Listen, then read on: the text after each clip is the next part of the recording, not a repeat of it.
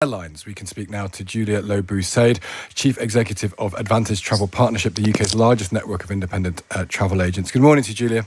Good morning. How much of this is a problem that was predictable in the sense that so many people left the industry because they couldn't work because of COVID and hadn't been replaced? And how much of it is because COVID is raging through parts of the country and people are off sick? I think it's a combination of unfortunately a perfect storm that we're seeing now. We've had significant losses of jobs in the industry. Over 200,000 jobs have gone over the past 2 years. And actually aviation and travel, unlike many other sectors, was effectively shut down completely. And I was just thinking back to when restrictions have been eased. So it really is only 5 weeks since restrictions eased. So all that time ahead of that, trying to plan for a full-scale comeback, for planning for a real surge in demand has been exceptionally difficult when you just haven't been able to recruit the staff that are needed back into the industry. I mean, everyone knows it's difficult, but on the flip side, I suppose, do you feel representing travel agents that actually they could have done more still? Because this surge was predictable. Easter holidays is a place where people go on holiday. It's the first time in 2 years people will be able to go on holiday without restrictions. They know their labour shortage problem. Could more have been done to stop this? Look, from our point of view, it's exceptionally frustrating, very frustrating for businesses that, like travel agents, like my members, that haven't been able to trade, and for their customers that are, for their first experience post-pandemic, if you like, are experiencing these chaotic scenes at the airports. So exceptionally difficult. I think it's always a benefit of hindsight. It's always really difficult. I think, say, businesses were in a exceptionally difficult position where they literally had no funding, no income, no government support to really see them through. So it's very difficult in the moment to be able to look in hindsight and actually even know when restrictions would be lifted.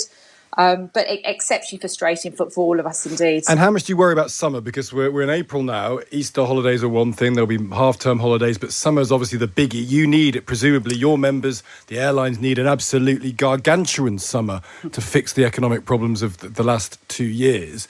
Are you worried that people might say, well, do we actually know that they'll have enough staff to take me on holiday? Because my first experience of a summer holiday with my children, I don't want to be sitting in Heathrow on my bag for 8 hours.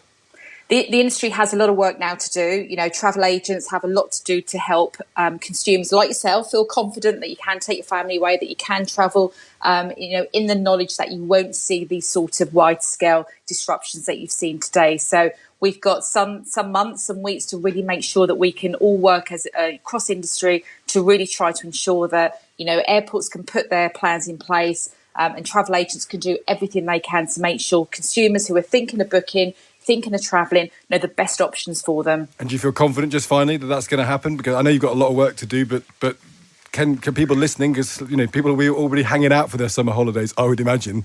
It's been a miserable 2 years. Can you say you feel confident about that?